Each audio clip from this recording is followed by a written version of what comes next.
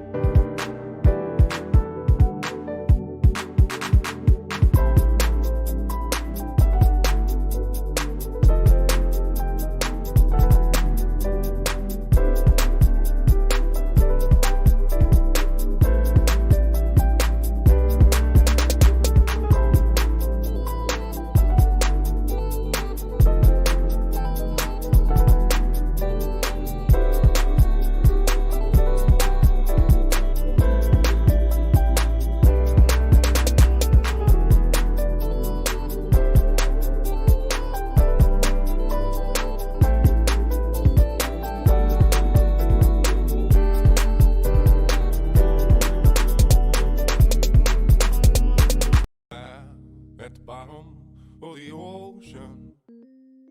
I'm at the bottom of the sea. At the bottom of the ocean.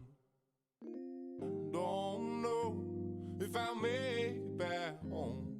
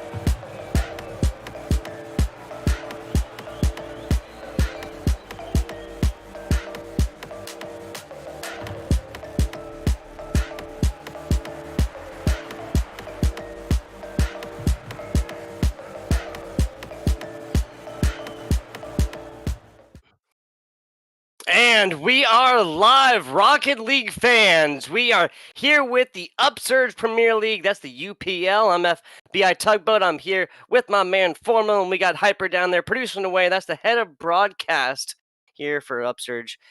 Down there, kind of proving that name. Love to see it, making our job as casters just so much easier, and we do appreciate that. Formal, this is our first formal time casting together, is it not?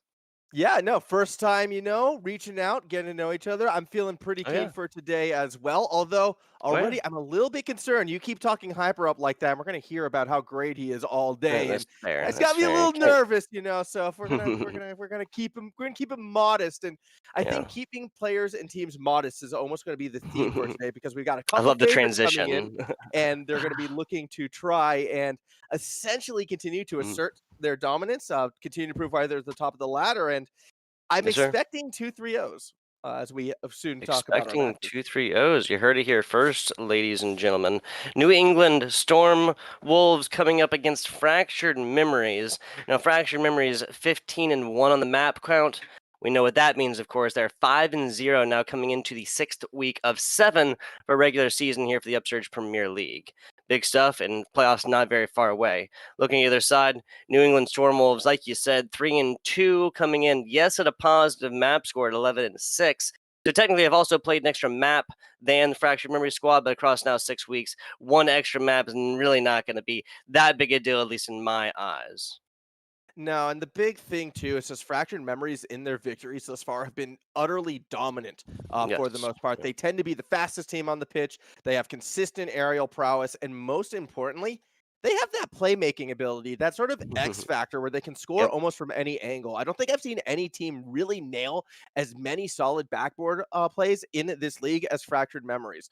This is definitely going to be a point of concern for the New England Storm Wolves. If they can't defend the backboard, Fractured Memories, they have so much car control that they'll just be able to do whatever they want. And for me, a key thing for the Storm Wolves is going to be their ability to sort of stop and keep that ball as grounded as possible and not let Yes. Fractured Memory control the skies. Keep it more of a bowling game and not so much volleyball, more along the lines of a low and slow rolling blow as opposed to long and held aloft balls like in great sport of volleyball. I'm all the way with it right there. Kind of the difference in strategy, kind of like difference in tactical thinking in there really will be seen. Now, the first game, these are best of fives, correct, Formal? That is absolutely correct. Traditional Rocket League, best of 5, single round robin, and with playoffs Yep. right around the corner, this is kind of must win for New England. It really is. Yeah, just talking about that and kind of like introducing it a little bit. Again, that's $60 here for the entry fees, the Upsurge Premier League. If you're familiar with North American Amateur Rocket League, there's no reason whatsoever that you should not know this name so far. You'll get to know it here today, though. Upsurge Esports, my man, Formal here coming in from across the much larger pond, right? Yeah, the big blue, the Pacific Ocean, and Yes, sir. Oceanic Rocket League so much different a lot of times to NA Ooh. Rocket League. I'm not seeing any dominuses. I'm not seeing people needlessly throwing themselves at the ball just yet. I imagine once the there you pressure starts to build, we could see that from New England. But already Tartan kind of showing off what I was talking about before, that car control in the skies, nearly able to dribble it through. Second attempt, no, doesn't get in as a nice save by Cooper, it looked like, but not going to be enough for that opening goal just yet. You know, we're talking about bowling and volleyball, and now a little pinball action showing up very early. 30 seconds maybe into this one. Cooper now rotating around. Well, run through these teams right quick. New England Storm Wolves, henceforth referred to as the Storm Wolves for me. That'll be much easier. This is Sprightly Squirrel, Dice, and Cooper get better. Formal, would you run us through the Fractured Memory squad? Yeah, of course, we've got ourselves Chap along with Zippy and Tartan. Tartan and Zippy have been stepping up in the past, and they're going to be the two I'm going to be looking out for right now. That said, the Sprightly Squirrel, not quite the defensive touch he was looking for right there. Nearly actually set up Fractured Memories, but the backboard defense out of Sky, something that we were going to keeping an eye on, so far has been enough to keep the Storm Wolves safe. Absolutely. 90 seconds into this one as we get triple threes across the top. No scores on this one quite yet. 0-0. Might as well be 10-10. Formal does not matter. Getting over the side. Perfect corner shot on that. That was Sprightly Squirrel. No, excuse me. That was Tartan, I believe, able to get on top of that one. On board with Zippy now as he tries to take this to the corner. Only 7 in the boost. Not a whole lot he can be done with this, but Chap trying to bring this one out. Back to the corner as Sky puts it there. Tartan now tempted to the middle. Chap is there, but that's going to be the back man that's forced to really play this one for the Fractured Memory squad. Whiff up front, and Cooper, the rest of the Storm Wolves go on the offense. Yeah, you know, just real quick, I know it's a little off topic, but I'm loving the Hit me. aesthetic that we're getting out of Cooper in this one. The full, like, fruit pie thing, I'm not sure how watermelon truly fits in that I hear ya. situation. It's like But, you know cheetah, almost like cheetah stripe. What is that? It's a pie. I think he's totally going for, like, Oh, what is would be it? a Is it? I blueberry got pie you. with some watermelon on top. Yeah, it's as American as American, apple pie. I'm not sure. Watermelon pie, though. Yeah, I don't think that is a pleasing thing. It doesn't sound good, honestly. I love watermelon, love pie. Not so sure, but those two things mixed together. Nah, it needs to be more meaty if it wants to be the true OCE pie. I can dig it. I can dig it. It's been a pretty extended attack, but a quick counter nearly turns things back around for the Stormwolf. Sky just unable to get himself around that shot. Will have a second chance right here. The setup, though, is a little discoordinated, and now we get to see that fast counterattack from Fractured Memories, or do we? Slightly Squirrel actually was able to stop it before they can get themselves established. So we'll get stats flashed up for a second here to kind of look at these saves, offenses, and opportunities. So far missed. So far missed. Because this is 3 minutes plus into this one so far, Formal. No scores on boards. Trying to bring this one out. Fractured Memories finding a tough job on defense to have brought this one out, but now on the offense. Sprightly Squirrel getting right on up there, running up the side of the tree and getting aerial with it. That's Zippy down bottom, trying to get something going. Cooper's kind of come flying across the side right here. Zippy trying to bring it back out again. We do see a nice touch from Sky. Was looking for that dunk. A cheeky little goal in that situation. Look, so far I've been actually very impressed with the Stormwolves defense right now, but now they're going to be tested once more. Tartan unable to get that last touch over the top of the two defenders. Zippy keeping it tight, but not quite fast enough is Chap. Ball does fall back to midfield. Sprightly Squirrel constantly going up for a lot of these midfield challenges and sometimes getting away with these free touches. He's gotten a few of those right now, which has been pretty quintessential for the Stormwolves in setting up their attacks. I am with it. Just to recount some scores back at you folks. Fractured Memories 15-1 on the map score. They have gone 5-0. New England Stormwolves coming in at 3-2. Just on paper, this should have been a more one-sided affair. Not what we're looking at right now. New England Stormwolves holding themselves into this one very, very well. Yeah. Nice little pack action right here. Go ahead. Yeah, I just want to say it comes from a mix of two things that I'm seeing from them. Near shot from Zippy. It's a mix of keeping two defenders back, almost sometimes on the backboard itself, and really letting Fractured Memories come to them. With Sprightly Squirrel, I should say, really trying to shut down that midfield play. He's the one who's going up to challenge. They're playing two defenders back. It's a very conservative strategy. It's not going to lead them to a lot of shots, but it will keep them safe, and I think they are playing for the low-scoring games. They're playing for some of these overtime situations, which they might be about to get. Yeah, I just waste the time out of the clock at this point, push it to that sudden death situation. First goal is it? No, no way. No way. We're going to have to clip that one. Ball did not eclipse, so just the angle that it was at. That's a decent, oh man, fantastic redirect there on the side of Chap at the end. He's going to be trying to bring this one out, centered out that sidebar, and the second tap, always more important than the first. Oh my goodness. I'm a little bit relieved for Fractured Memories after getting that first goal denied at the end of regulation. Zippy, this is what I mean. If you leave the backboard exposed to them, they're going to find a way to get a goal. A situation where Fractured Memories essentially had the entire pitch to play with due to the overcommit coming from the Stormwolf side. And while they were playing for overtime, you could see that's where they sort of lifted up the blinds. They got more aggressive at the end, and the second they did, they got punished for it. It's why this defensive play style can be effective in dragging out games, but sometimes it can come back to bite you in the end. So a very strong game one victory for Fractured Esports, but I feel like this is still a lot tighter than we initially expected.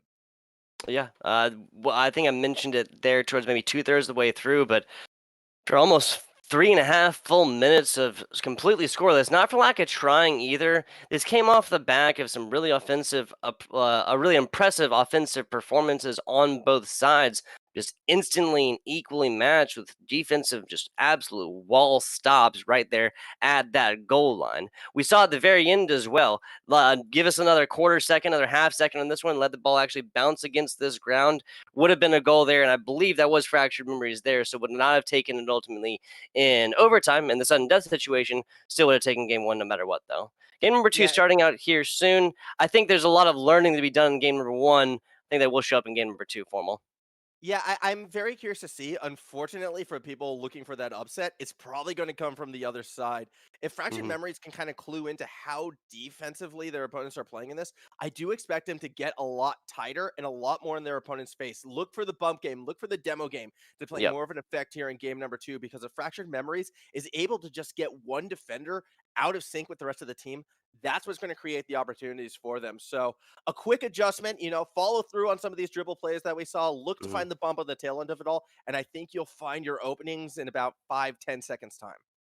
That's a quick answer, but hey, prediction coming out here. I mean, this is incredibly close, but I feel like demolitions, like you were just saying, are going to be what wins come off the back from. We saw what two, maybe three demolitions earlier. Nothing huge, really. Not big numbers. Nothing really to write home about. I guess that was almost directly on point. Sky just coming in out the blue, if you'll forgive it. Really get a good save on that one. Oh, I like Sprightly Squirrel going for the fake right there, and it might work out. Oh! Cooper get better, gets close, but Tartan, he was sitting back since the start of that kickoff, was never going to let that first shot come through, and now back in control momentarily. It's Fractured Memories, another clear straight down the middle coming from Stormwolves, and that is twice. They have found an opening down the middle of the pitch, yet it hasn't resulted in goals. In fact, There we we go go. the other way. Tartan off the backboard makes it 1-0. I think it's funny once everybody knows and he has a new controller, he's testing it out and whatnot. I have to wonder what that is. Maybe get him in for a little interview action, or maybe ask him a couple questions after the game. Who knows? That's other extra content. We can't give everything to the people that they want at the same time. Not I'm sure. more concerned about Zippy and the fact that he says he has less teeth than last time. That's more concerning in my eyes. Less teeth. Man's really dedicated to Rocket League esport, right? Some people are just built different, Formal. Yeah, I'm just hoping he didn't get in a fight or something because that would just be unfortunate and sad. It's not like It would be. I'll often compare this game to ice hockey, but we don't normally see the blows get physical like we do in ice hockey. Continuing on in this, though, Yeah. 3:50 remaining, a 1-0 lead for Fractured Memories, and Yeah. they are starting to feel a little bit more consistent, although that's another clear straight down the middle out of the Stormwolves. I'm with it. Just kind of like thinking about what you said there. Of all the esports lands I've been to, to play at when I was younger and to cast now that I've been a little bit older, been able to get that, obviously, for COVID times. We won't touch that one. But my point is, the only time I've ever seen a fight at an esports event. Oh man, I didn't think that was going to be in, so I'm willing to talk about some random stuff. Anyway, my point is, only time I've ever seen fights at esports events were Halo events and Apex Legends. Apex Legends in Atlantic City. It was a crazy, literally, half the crowd fought type stuff. It was crazy. For people stream sniping. Hate to see it. Okay, yeah, I mean, Yeah, worthwhile. It wasn't just fighting over BS or drunken, nonsense. Like stream sniping, yeah. never Actually know serious. with Apex. Hey, was that's a very, great goal. very fair. Very fair. We're not going to talk too much crap here, we promise. But 2 minutes, 56 seconds left on this clock as the Stormwolves do find the first of their matchup now. Did not find one in the first 5 minutes. Blocked away a whole lot of shots, Formal, but did not find one of their own. Now 2 minutes into the second game, do find it. So that's 7 minutes now with one goal. Low scoring affair. And that goal, obviously, as we just saw off of the back of Sprightly Squirrel, who I did highlight a bit in game number 1. This is kind of the player to watch on the Stormwolves right now. He's frequently challenging mid-pitch, and we can see if he is given control of the ball, he's been practicing his ones. That was a nice little solo play right there. A couple dribbles and a nice fake at the tail end did make it 1-1. Sprightly Squirrel probably just got put on notice, though, by Fractured Memories. I don't imagine he's going to be allowed to get away with something like that again. In fact, you can see as soon as he's near the ball, 2 Fractured Memory members are there just to make sure that tight challenge doesn't go the other way. There's the demo play as well. Chap now going to go for the redirect out of the corner. Cannot quite make contact with the ball. Yeah, just a little bit more of a stretch, and he'd been there, walking the dog all the way inside, Sky to the middle. Oh my goodness, and that's going to be the Fractured Memory players thanking lucky stars and whatever else is above. They were able to get a hand on top of that one. Tied game still.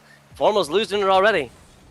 I mean, look, it doesn't matter what region you play in. The best player / defender in all of Rocket League consistently will remain to be Mr. Crossbar, and Mr. Crossbar definitely taketh away right there. Stormwolves so close and able to sneak that one in, but unfortunately for them, we're still tied 1 apiece, 90 seconds to go, and when you look at the overall scope of a best of 5, going down 2-0 in a series just simply is not acceptable.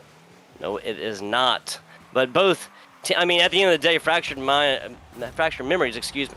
There you go. That's the caster's curse. If I'd have gotten that like a second out earlier, I was going to say fractured memories has only scored 2 scores across these 2 games, so only one more than the Storm Wolves. But just like that, fractured memory players basically be able to tell that I am speaking about them, so they have to make my statement completely non-true. Yeah, and that one just comes off the speed out of Zippy right there. Kickoff looks good for Fractured Memories. Easy. And when you thought it was going to be close, Fractured Memories remind us why they're on top. Yes, sir. That's going to be a very, very fast. I called it a low and slow blow earlier. That's going to be low, but not going to be slow. Still going to be a blow. 2 scores now up. 100 seconds left or so on top of this. Storm Wolves requiring a score every 50 seconds or so on average just to keep the dreams alive. Yeah, it's going to be tough as well, especially considering the nature of that last goal. Cooper had a chance to make contact and just straight up missed the ball, and those are the ones that can get into a player's head. Those are what leads to more unforced errors in the future. Right now, in this final minute, I'm not necessarily looking for Storm Wolves to come back. As great as that would be, it's more important they just make a play, something to get that momentum, and that's going to be it. Sprightly Squirrel gets his second. Love to see it.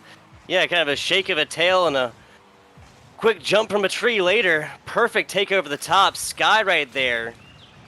Really just, I kind of feel like he, just set his wheel literally directly at goalie there. Just started chasing him down, almost like a little bit of a chicken play right there. Wasn't able to pay attention to the player over the top. That was Sprightly Squirrel. Decent angle, not going to matter. So they still had plenty of time. It was a 50-second average earlier, formal. Now they're still looking the same way. Not looking bad. That's what I'm saying. Oh, but look at Chap just bullying the Squirrel right now, going hunting, but typically you look for larger game. Either way, Fractured Memories might be able to turn this into something, although Squirrel with the recovery, now going to show off that it's a bit of a flying Squirrel pass down to Sky, who can't make contact with the ball. Missed opportunity for Storm Wolves as we hit our final 18 seconds.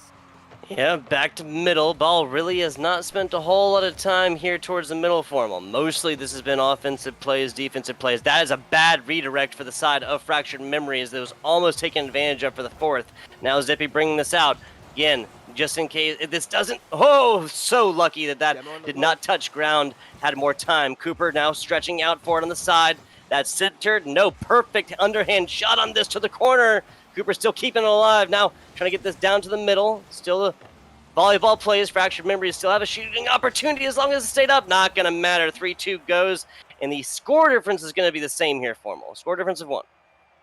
Yeah, score difference of 1, but it's a series difference of 2 right now. And for the Storm Wolves, there's so many things coming from them that I like. In particular, out of Sprightly Squirrel. Even in those final seconds of that last game, getting demos in the goal, being in the correct position to play around the corner, even that pass down the middle at the very end. Yes, it didn't work out for him, but that was positioned correctly for at least one last strike. Unfortunately, it didn't look like the team was on the same page right there. I'm really impressed with this player. I know they're down 2-0. I know it's not really been their day thus far, but Sprightly Squirrel has showed up. And if the team can just raise to his level at this stage, I do feel like we might actually see a little bit more of a fight come from the Storm Wolves side. But at the same time, though, it's still not looking too good for the squad. I hear you. I hear you. The last valiant effort here for the Storm Wolves. They come in best of 5s again, now down 2-0. They'll be pushing it here, but again, only been a score difference of 1 throughout both of these first 2 games. We're going to go to a very short break, give these players just kind of a second to kind of evaluate what they want to do and what they want to not have happen again. We'll be back with you guys, the action in just a second.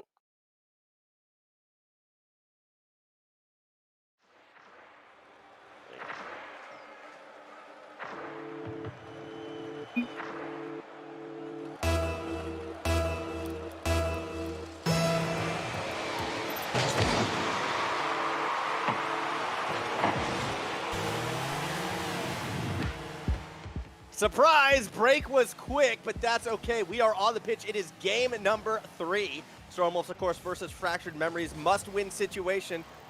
This is bots. This is not Fractured Memories versus Storm Wolves. Yeah.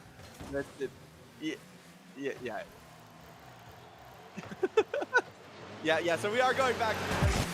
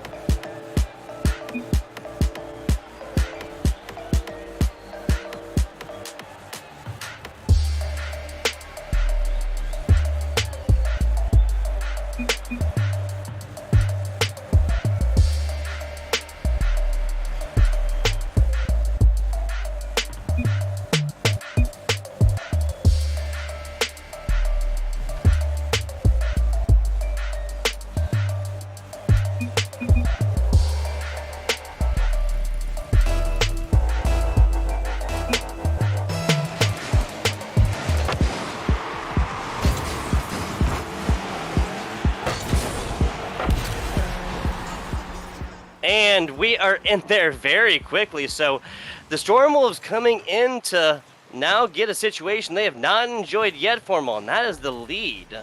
5 seconds Yeah. into this one. That was 4 seconds is the fastest goal in this matchup so far. That one not too far behind. No, and off of the kickoff as well. So that's always a good momentum boost. As we mentioned at the end of the last game, they needed a bit more of those plays to get that confidence back. Nothing like a kickoff goal to make it happen, but an own goal can throw it all away. Squirrel has been so good thus far. That really is a bad taste in the mouth. Yes, Squirrely really set this up. Yes, he, what's a good way to put this? It wasn't entirely the defender's fault there. That really was just the offensive prowess. You talked earlier, Formal, about how these are higher level skill tier players who can simply control that car hitbox a little bit better than most. Yeah, and the thing as well, which came from that, as it What just looks happened? as if a couple disconnects at the tail end of that one, and I feel like we're going to be remaking the lobby and going again. That We have to, right? Like, we're 30 seconds into this one. Not even quite 30 seconds into this one, so I feel like we will be just restarting that one. Simple stuff. It was inspirational seeing the Storm Wolves kind of charging out at this one early and get a first goal, but now doubled up for the side of Fractured Memories, and at least one of them coming in kind of like almost like meme time there, like as this was getting reset and whatnot. Still not 100% sure. Still a full opportunity here for the squad. That is the Storm Wolves that are down 2-0 in the series right now. Yeah, and so I'm just going to speculate on some of the changes that I saw just in the first 30 seconds, which I thought was interesting.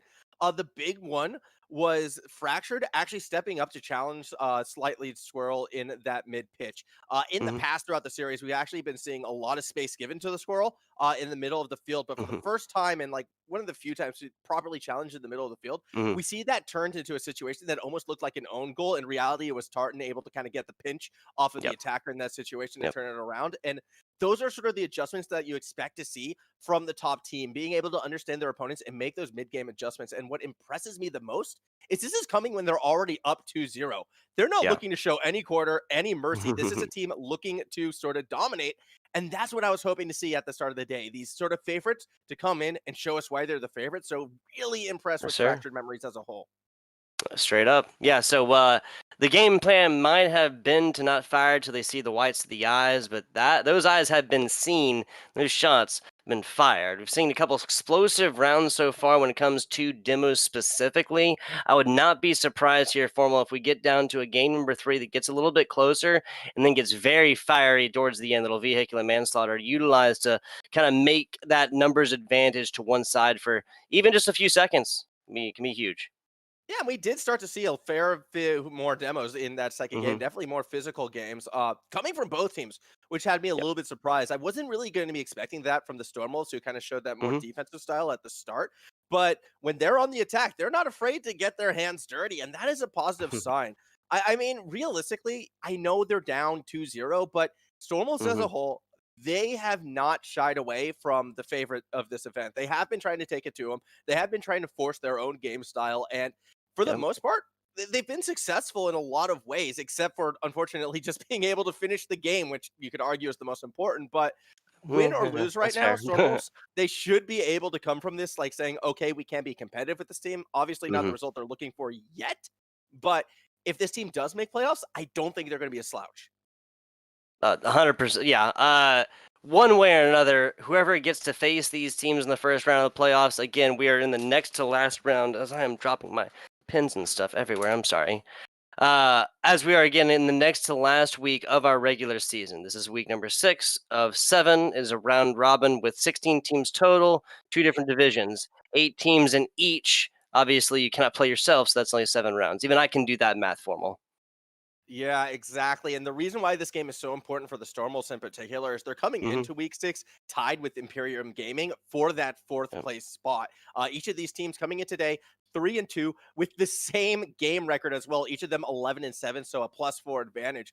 It's why it's so key for these two teams. But most importantly, when you look at the Storm Wolves' next game, that last game, it's going to be up against, I believe, Team Sculpted. You would expect the Storm Wolves to win that one. Meanwhile, for Imperium, who is going to be their biggest rivals, they're going to be against Fractured Memories. So even if Stormwolves take Mm. one game here, that's all they need, one game. That To kinda could punch be that ticket. one game advantage, which could be the tiebreaker going into the final week. Exactly. Like really just like ultimately not just like mathematically, but fully punching that ticket on into the finals. Because again, to kind of reiterate from what you said, I believe, again, 2 different divisions. There's 16 teams total, 2 different divisions, so 8 teams each, and top 4 do get a shot up there. But the top team gets the bye week after the first 2 weeks of the playoffs. Is that correct? That's how it goes. Kingmaker made No, off on top. I'm pretty sure it's just But straight top. No, top 4 it's teams top qualify. 4 It's and 8 okay, in each conference. Yeah, it's top 4, then I believe single okay. elims. So seeding is important, but again, the more important thing is New England Stormwolves. They don't want to lose out on a tiebreak situation against a team that they did beat last week 3-1. Hmm. So if they win one game, that's all I'm saying. If they just win one game here in the series, I think their odds are very good because I feel like Fractured Memories probably is going to sweep Imperium Gaming as well. And then when you get to that tiebreak, that's going to be, that one game difference that could push them over the edge.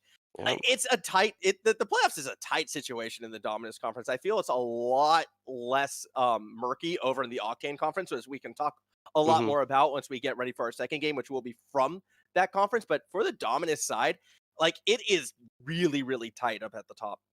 Yep. It was a long road there, and it is not a lonely one. There, like you said, there's many different teams up there towards the top. Talking about that, that's yeah. Fractured Memories, Vengeance, Esports, Imperium, they're all up there with the Wolves and Tactical Banditry. Big stuff coming into that. Game getting started, though. Let's get to it. What are we looking at, Formal?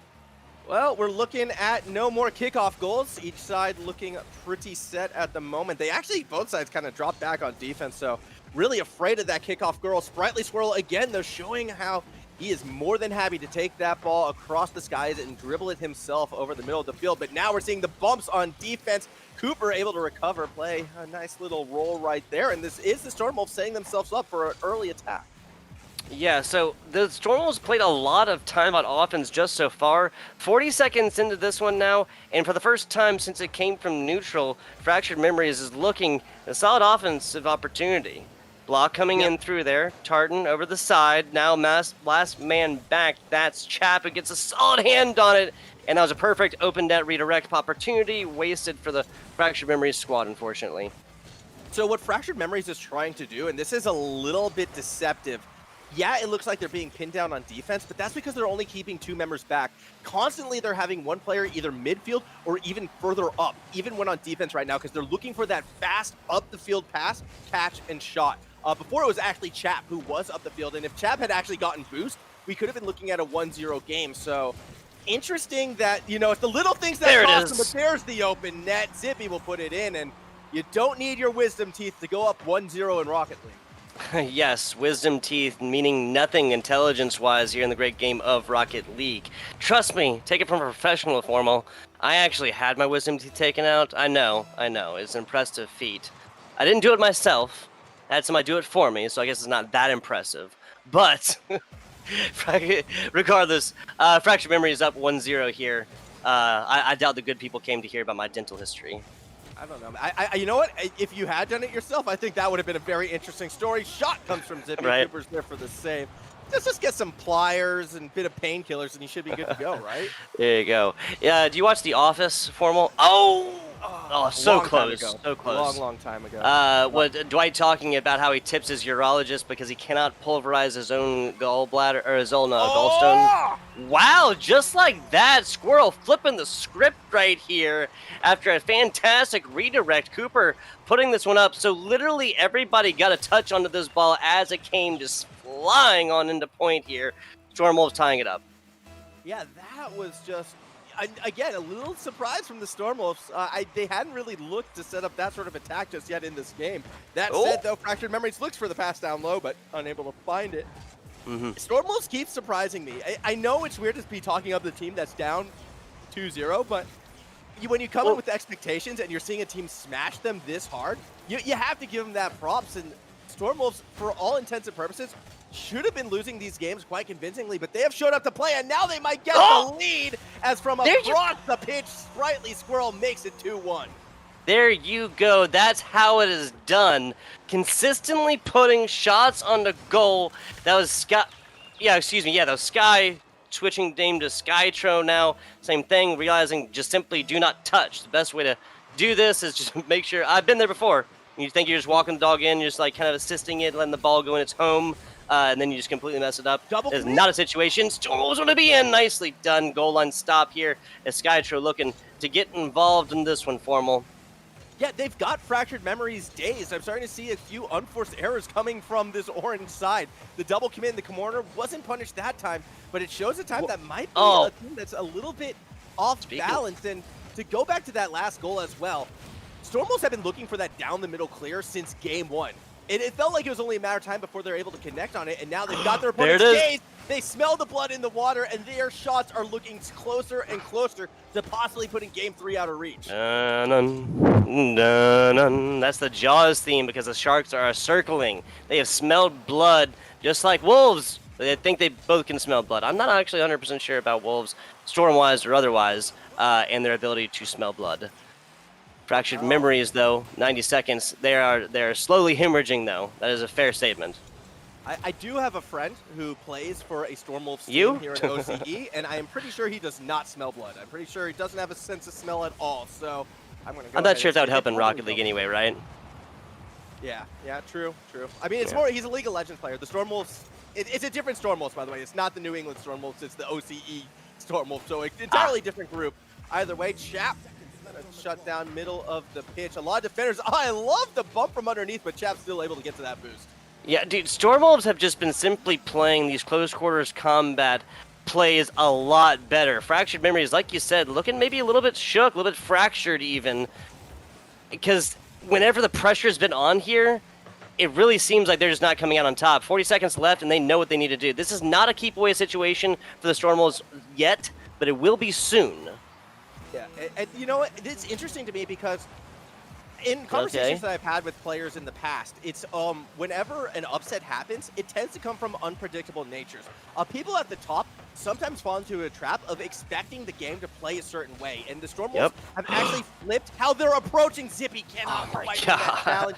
10 seconds to go, and it looks like Fractured Memories are going to fall here in Game 3. Okay, 5 seconds. Game not over till it's held aloft and hits the ground. This is a ground out situation if you're the Stormwolves. Just let this go. Don't do it. Don't do it to him. Don't do it to him. Sky trying to go and tartan. No! It does. Look at that. Look at that is a pixel that side. That's an that's a hair's breadth. That's just a little bit off the top right here, Formal. That is ridiculous. That's twice now. That is twice exactly. They have been unable to put that goal in the final section. Fractured Memories. Oh, they just need to be that little bit quicker. But Stormwolves, they take Game 3. They bring themselves back in the series. And to go back to my point before I was so rudely interrupted by the end of the game, yeah, so it's the unpredictable nature that sometimes leads to upsets. And what the Stormwolves did is they flipped the script on their play style. You brought it up how they're starting to get close and personal. They're starting to get a bit more bumpy. They're challenging a lot more aggressively. Remember how they played in Game 1? How they were like 1 man forward, 2 men back, playing off that backboard? They're not doing that anymore, and I really feel like that's what got Fractured Memories a bit dazed, a bit confused, and a team that before had been so good at adjusting, all of a sudden starts to look a bit shaky, and if Stormwolves can continue more dynamic approaches, continue to mix up how they attack this team, they might be able to find a way back in the series. Yeah, I mean, that's the first step right there from, I gotta say. Fantastically done as well. Now, reaching ahead for some stats. Every one of these games, Formal, has been decided by a score difference of 1. First game was in overtimes. The last 2 were not. Very, very close in game number 3. But Stormwolves still holding on here. Again, just taking it by a bare 1. Yeah, it's a close game and a close series for sure. Neither team has really been able to pull away and put forth that dominant performance. Oh, okay. Right now, we are seeing, some aggressive positioning from the Stormwolves. That mid-pitch challenge, though, is won by Fractured Memories, and off the post and in, Zippy takes the lead. Nicely done, nicely done. 45 seconds, Fractured Memories doing exactly what they want to early as well. This is about as close to you get to corner without actually getting blocked out, and that fourth man rearing that ugly head, right, Formal? Yeah, well, I mean, that time the fourth man, I think, was in favor of Fractured Memories. Post giveth, post taketh, and being able to drain a corner shot off the post, it is very difficult, but when it does, it is near impossible to defend. So, good start for Fractured Memories right now. Stormwolves, Let's see how they can respond from behind. Typically, they've needed that lead, I feel like, to be a bit more competitive from behind. They have struggled a bit more. I'm curious if they can retake control of game number 4. As we all know, Formal, lead of 1, no lead indeed. A great game of Rocket League, because that can be held aloft at any given time. Sudden death situations there towards the end, especially high skill tier players like this. They all fill up on boost. That one can stay up there for 30 seconds before you even hit an overtime situation, and just barely missing this? That was not interacted with, was it? No, it wasn't. It wasn't in the extent that Tartan didn't touch the ball, but Tartan's positioning really made a very narrow window for Squirrel and just couldn't quite pinch it in. Yep. One of those easier said than done situations, I feel like. Yeah, absolutely, absolutely. And I don't know if that was even possible, to be quite honest, because of Tartan's positioning. I feel like if the angle's there and he was going to get in the goal, Tartan would have been there. Speaking of Tartan, though, actually bumped Squirrel out of setting up the play when Squirrel was going for the bump on him. Bit of back and forth action right now, but you can see even then, both teams are sending one player deep, trying to bump, trying to force an opening, and it's coming from Fractured Memories. Zippy just unable to finish the play. Yeah, so Stormwolves have enjoyed that lead earlier on, but that's not necessarily going to happen today. Halftime now, this is looking a little bit more like our first game, I got to say, Formal. That was the game where the Stormwolves just really didn't have as much time on offense, and just simply having less time on offense is going to be yielding less opportunities to get these shots in. Yeah, exactly that, and I think this time, though, and what's different than game number 1, Stormwolves aren't playing defensively. It's just Fractured Memories winning a lot of 50s, a lot of challenges in the middle of the field, and they're sort of taking the Stormwolves game and throwing it right back in their face. Game 3 was like Stormwolves saying, yeah, we want to get dirty, and Fractured Memories now are saying, all right, let's get dirty then. Let's fight. Let's go blow for blow, and Fractured Memories currently coming out on top. Backboard setup, no one there for the quick shot. Instead, it's going to be a clear setup to Squirrel, who found the flick, but a nice defensive read by Chap keeps the game 1-0. Perfect stuff. Perfect stuff right there. That was exactly what they needed there, closer to the goal line. That is even better! There's the second! Looking better than the first. Cooper get better. Cooper's gotten better. 100 seconds left in this one, Formal. Yeah, and that's from a double commit on Sky's shot right there. I think Fractured Memories thought that one was going to be able to squeak through underneath the post. Instead, it was a backboard pass. Really well done from the Stormwolves side. 100 seconds left in game number 4, and Stormwolves, they have a chance to take the lead and take us to that game 5. Absolutely. Again, tied up situations. Zippy with a solid one down bottom. Cooper get better, doing big stuff on defense. Just got the one for his squad on offense, so really showing up both sides of this ball. We're going to flip up our stats here for a second. I want to talk about defensive performances. If we could get a little tab action there from our wonderful producer. Bounce action there for Squirrely. If you press tab, then it'll bring up the stats. That's there you go. Oh, there you go. Yeah, I mean, thank you. You can see it behind the scoreboard. Wow, yeah, 8 shots for Fractured Memories. Yes, there's a lot of ping. But that also is kind of what can be expected when you have players from different parts of the world, we'll say. I'm pretty sure everyone here, I don't know if I'm affecting. I don't like what you're insinuating there. Either way, Fractured Memories gonna go ahead and make this one a tie. I love how you bit into it for a minute. Oh, that's so funny. I'm enjoying this already, Formal. This is our first time, and I feel like I've known you for a long time, my friend. I feel like I've known you for a long time. Again, very interesting car choices coming out. We also saw the Howlin' Wolves there for the rims action earlier. That's Chap to the top. As Sky is now going to be coming back as Chap is coming from it. Perfect corner play on this. And again, the second shot is sent right across the bow as if just to intimidate the side of the Stormwolves. Yes, we do see that midfield clear coming back. That was such a spooky play from Chap right there. Almost got that reset goal in. 30 seconds remaining until possibly another overtime. Fractured Memories. We know they like to go for these last-second pushes in regulation. Would not be surprised if they still fight for it, but at the moment it is the Stormwolves who are trying to knock up Memories. Squirrel gets it in off of the defender, and with 20 seconds left, the Stormwolves may have just taken us to a decider. Yes, a new lease on life purchased from the store for the Storm Wolves, 20 seconds left. We talked about keep away situations earlier, Formal. I think that's where we're going. Oh, look, I'm going to straight up say this right now. This is probably the best series I've been able to see in NA. I'm just going to straight up say, normally North American series for me are a little bit more dry, a little bit You more gotta strike back one-sided. because my comment earlier. I get it. No, look, I'm being honest, and I'm saying that because this has been an absolute cracker Oh! of one Oh my- chap. Nearly gets it Nice. through. Stormwolves Nice. win game 4, and if Fractured Memories want to remain undefeated, they've got to stop the reverse sweep because guess what? Tugboat, we got game 5. Absolutely. After tied up games 1 to 2 to 3 to 4, we've basically purchased ourselves a one and done right here. Single match will decide this one. Players are going to get 5 minutes of match time, and that's it. Unless we have a tie situation, of course, coming into the end. Winner and loser, there will be decided, though, Formal. I can guarantee you that. Yeah, and I mean, this is massive. When you look at the schedules, when you look at how things are probably projected to go, if we see that win come from the Stormwolves, guess what? They're making the playoffs, and they're playing spoiler to a Fractured Memories that have been undefeated and really quite dominant before coming into today, only dropping one game, 0 series. Like, this has been the This number many. one team in this entire tournament when you look at both divisions. And here comes a team, fighting just to get into the playoffs, taking them to that reverse sweep situation, dragging them to that game 5. And they're doing so with an adaptive playstyle. They're doing so by not being afraid to match the speed of Fractured Memories and still maintaining that composure.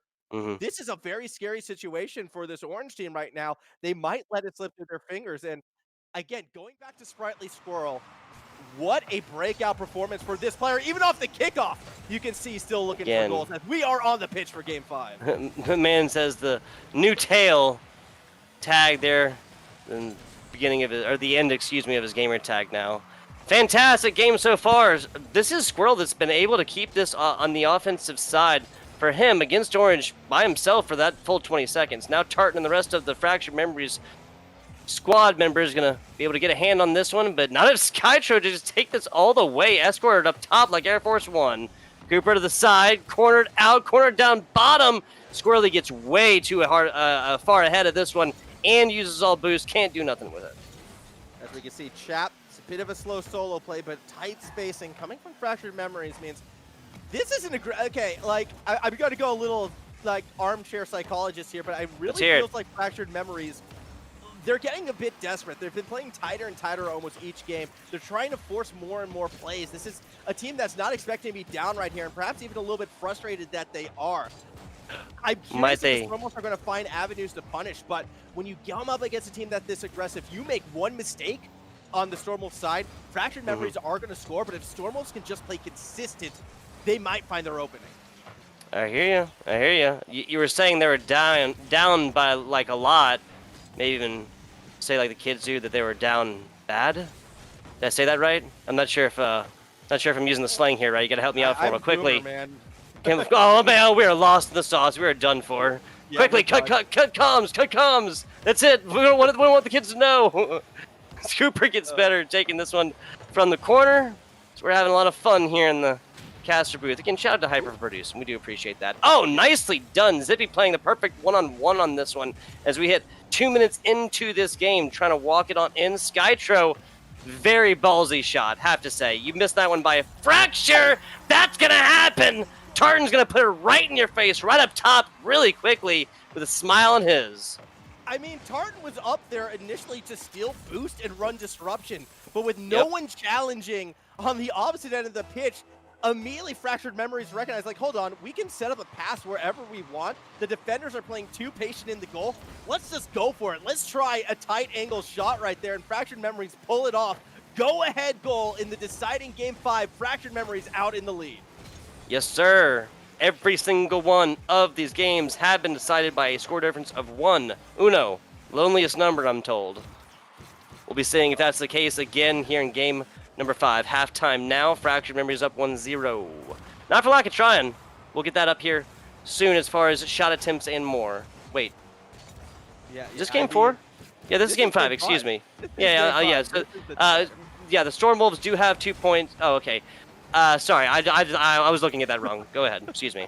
Yeah, good. Like, I wish it was still game 4 because I want to watch these two teams play all day. Like, they've been so tightly matched as Cooper's looking for that pass down, but not going to find a teammate. That said, Squirrel is there.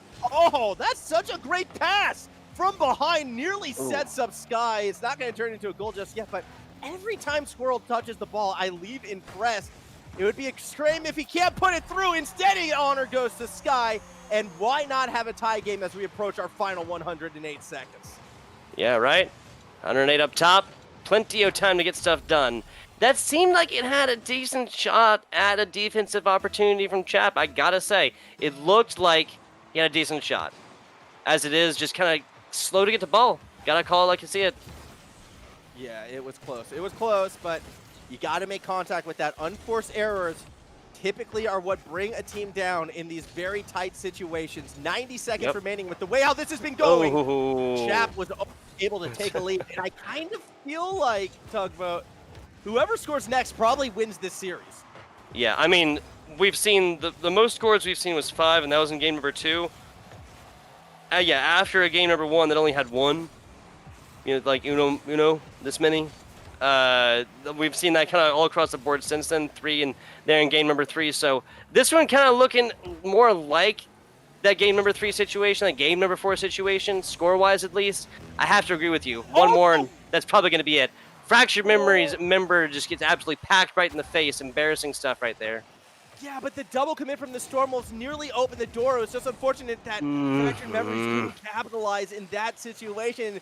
And the pressure starting to apply. Both teams making errors. Both teams now starting to miss the ball. They feel this as we're in our final minute. And if you weren't sure next goal wins it before, well, now you've got to believe. So too do the Stormwolves. Fall off the backboard. The Sky was there, but a bit too low. 2 defenders went up high. 30 seconds left. Cooper trying to get that ball to the backboard, but Fractured Memories, they're playing so far back, they're not letting anything past them. That's a little bit too high. Skytro going to try and answer to it. Not going to happen so easily as this one's coming all the way out. Now again, Fractured, decent balanced players trying to get to it. That's going to be the answer. 8 seconds away from an overtime sudden death situation. 5 seconds back out towards Fractured Memories. Formal. Oh, Tartan thought he had it instead. Last play in regulation, into the corner we go. Fractured Memories get underneath. They try to find the shot. Sky says no, spiking it down. Game 5 overtime. Fractured Memories fighting to stay undefeated. Fractured fighting. I like the alliteration. Sprightly missing that one, and the last man back is Cooper playing a perfect backboard. Then just in the nick of time, cornered Sky reaches for it, just stretches space and time in the fabric of his car to get to that one. Stormwolves, you can see they want to get to that ball, but Fractured Memories are that little bit faster. They're stealing the boost away. They're controlling the tempo. They just cannot afford to be too aggressive here. One counterattack, and it could be game over. Instead, they get the touch, and it's an own goal that ends it. Fractured Memories survive off of the most critical unforced error yet. That's heartbreaking. Heartbreak Hotel has been checked into here, Formal. They got one here in America. I'm sure they have one over there as well. That was horrifying, straight up. That is the worst situation, like honestly possible, right? In the sudden death situation, you just happen to put yourself the absolute wrong spot as you're trying to go for a ball to block a ball that is not ultimately going in. It's gonna get hit by backboard. That is just man. William Shakespeare has got nothing on this, man. It is sad stuff. It's the rule of Game 5 overtimes, in my experience. They always end in one of 3 ways. Either an amazing solo play off a kickoff, a weak defensive touch that somehow everyone misses and rolls in across the field, or an own goal. It's always going to be one of the 3. That is just the rule. And of course, this one is going to end via the own goal this time around. And I feel for the Stormwolves, and I feel for Squirrel, because I'm pretty sure that was Squirrel who knocked it in. After playing a near immaculate series, the one mistake, the most costly mistake, cost them that game. But for the Stormwolves, again, the most important thing for them coming into the series was they win just 1 of the 3 games. Well, they won 2. And that, I think, is going to be so critical for their tiebreaks as we soon look towards Week 7. I think they probably just punched their ticket in. And honestly, if I'm Fractured Memories, I'm going to be nervous because I don't want to run into this team in the playoffs, especially if they're playing like that. Like, they just established themselves as one of the premier teams in this league. Yeah, the term exposed is about 200% of what I mean, but that is the most app I can really reach for as of right now because, again, just looking on paper here, man, 5-0 losing one single map. They just lost twice as many maps tonight than they have across a month in 2 weeks, okay? Big stuff coming up from here. If you're a member of the New England, the New England Storm Wolves, you should feel great about this game no matter what. Map 5, very, very close situation. Every single one of these games going down by a score difference of 1. Seriously. That's really the bigger narrative here, I feel like, than them taking the loss in a very, very close game 5 or map 5 situation. That's I really mean, my opinion. 100%. all of their losses were close, but at that same One. token, too, you also have to acknowledge Fractured Memories, 2 games that they could have actually put away or at least taken one into overtime. They had Oh, 2 of yep. those goals. Yep. The ball is in the net as it Yep. hit the ground. Yep. Like, it was It's one entirely league does shaded. not get closer than that. I feel bad for our next 2 teams because I don't know how they're going to top that accuracy draw, but you never know. We could see it from them. Yep, absolutely. We got the Monkey Boys at 3-1 coming up to do battle with the Black Mamba team, 3-2 for them. We'll be back with you guys as we set up that action here in just a minute. Don't tune away because the Upsurge Premier League continues in just a second.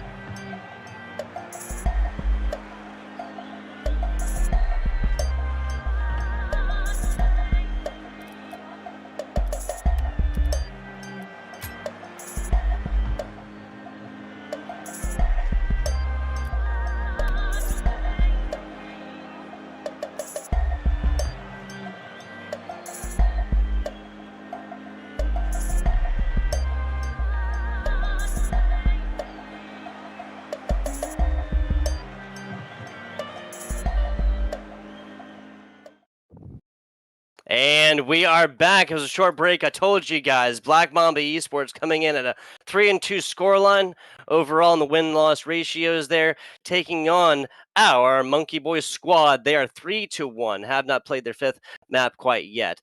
My name is FBI Tugboat. I'm here with my man Formal, and we got Hyper down there producing away in producer's box and making our jobs as casters just so much easier, and we do appreciate that. Formal, still trying to catch my breath here, man. You know what I'm saying? Yeah. Sweating a little bit over here. A little barn burner action coming in, a slobber knocker coming in from the first game of the night here for Rocket League. That was the Storm Wolves taking on, but not taking down the Fractured Memories squad. It was a 3-2 map or 3-2 matchup that went all the way down to the last map. Yeah, exactly. And I was coming in today thinking that was going to be our more one-sided affair, and this next game was potential to be a lot closer. Now, I don't know how much closer you can get than 5 games decided by one with a couple point every single overtimes game. sprinkled in. But hey, that's why we got played. Yeah, why not? Let's go 5 overtimes. Let's just drive hyper crazy. See how far we have can go, another right? Series go the distance.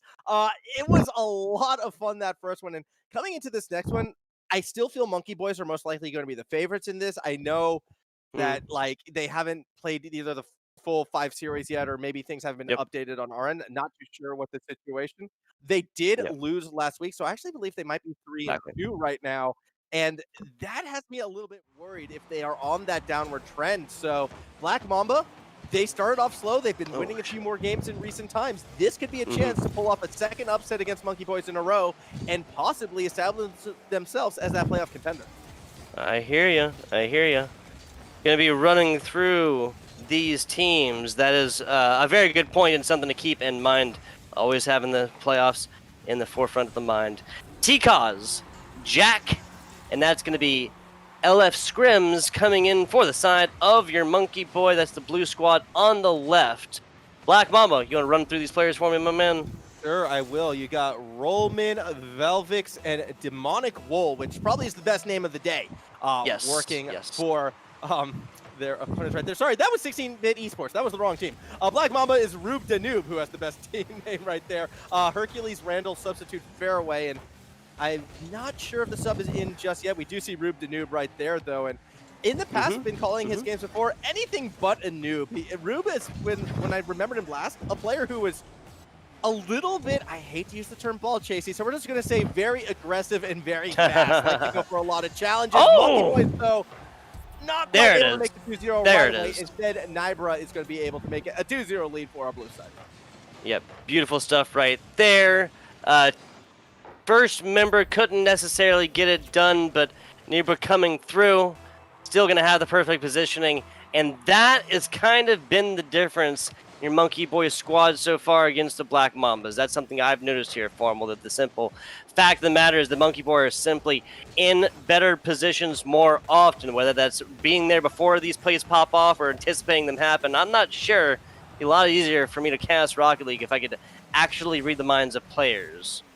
Yeah, well, the big thing that was standing out to me was Black Mamba did look to be a little bit over-aggressive at the start, and that, as a result, was leading them to not quite be in position. You can see right there, Hercules goes for that challenge, but Nibra just sort of able to climb that, like, get it past that first attacker, and then there's just so much space in front of him. And if you're going to be an aggressive team, like, by all means, go for it. I do feel that is the more accurate way to play the game. Hercules doesn't quite get that pinch. However, you've got to make that first contact. If you miss, you put the rest of your team at a bit of a disadvantage. And I'm not saying necessarily winning the challenge, but at least making contact with the ball, buying time for your team to react. Otherwise, things can go very, very poorly and very, very quickly. Yes, the wheels will come off. Run out of oil and the engine will break down. I'm not sure. I was trying to go with more car-themed themes here. 2 minutes in, Monkey Boy has found a lot of value so far. This is the second tie for the longest lead we've seen on streams tonight, because again, only seen one. Wow, a little pinball action down towards the middle. That's not on point, but Hercules almost rockets this one in. No help from a Pegasus necessary on this. Not just yet, although Jack nearly able to put something through right now, and a nice pass off that backward shot. Not accurate enough. Monkey Boy, they're threatening that third goal in this one, and unfortunately, definitely looking like a bit more of a one-sided affair right now. The Monkey Boy attack, it is fast, it is furious, and it's coming from very unique angles as well. Black Mamba's defense hasn't really been there, as case in point, Tekos is able to squeeze one pass off of an awkward defensive touch. Yeah, so the Black Mamba Cobra might be one of the most venomous snakes in the world, but so far, it was the Monkey Boy squad just using those opposable thumbs. Evolution, baby. That seems to be the case for sure. Although flying monkeys, do they exist? I don't. Flying squirrels did. I'm not sure about flying monkeys. We're gonna break the mold, Flying perhaps. monkeys. Wizard I've of seen The Oz. Wizard of Oz, but I do not believe Yeah. so, my friend. Well, you know what?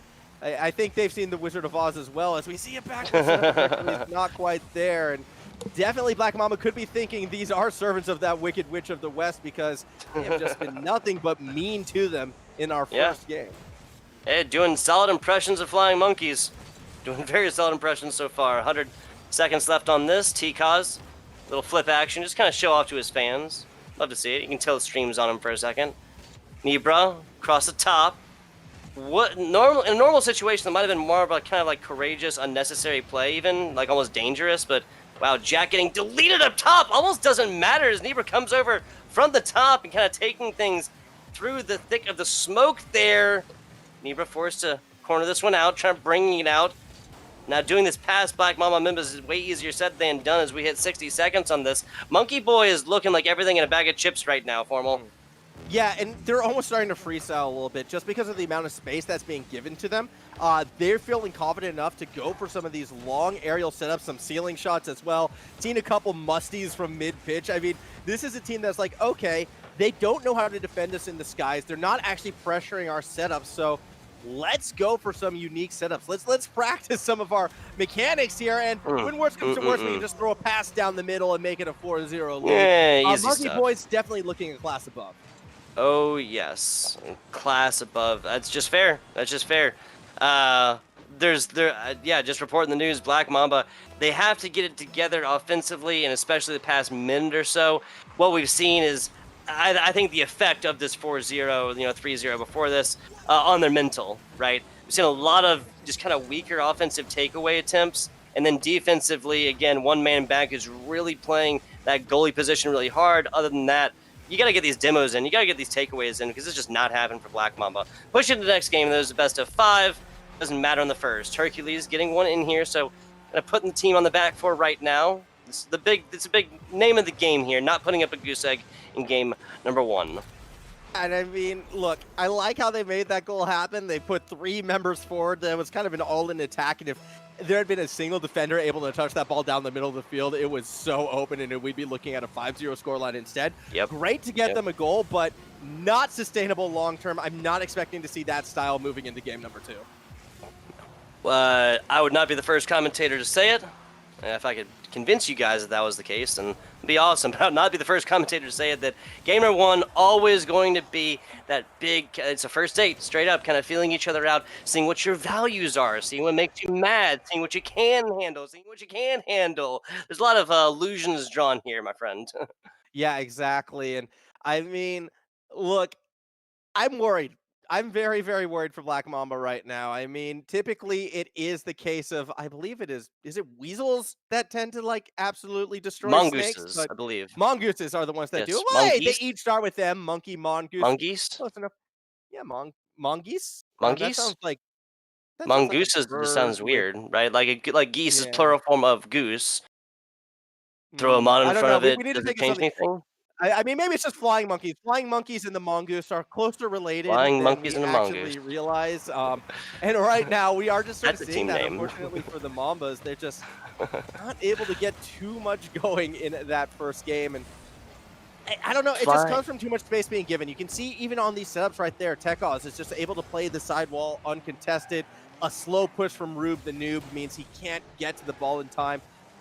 Every touch that the Monkey Boys are getting, it's being unchallenged by Black Mamba, and that is something that has to change as Nibra is able to find a great little angle There you to make go. it 1-0. And proving the point here. Proving the point. So I said that, what was it? The Monkey Boy and the Black Mambas. What was it? The Monkeys. What was it? Monkey Boy and the Monkeys? Is that what I said? Yeah. That sounds like a band name, right? Like team name kind of sounds pretty cool, but that sounds like a badass band name, right? I wouldn't. Monkey I Boy wouldn't and go the with that. I wouldn't Flying go Monkey. with That's that. what it's sorry. Flying Monkey and the Monkeys, right? Yeah, All right, maybe I'm I getting a see little where bit you're maybe going. I mean, here. that's not, I'm just trying to think like that to me is more the indie band. That's Yeah, that's 100%. like that's the Flying Monkey is like some long-haired sandal-wearing acoustic guitar.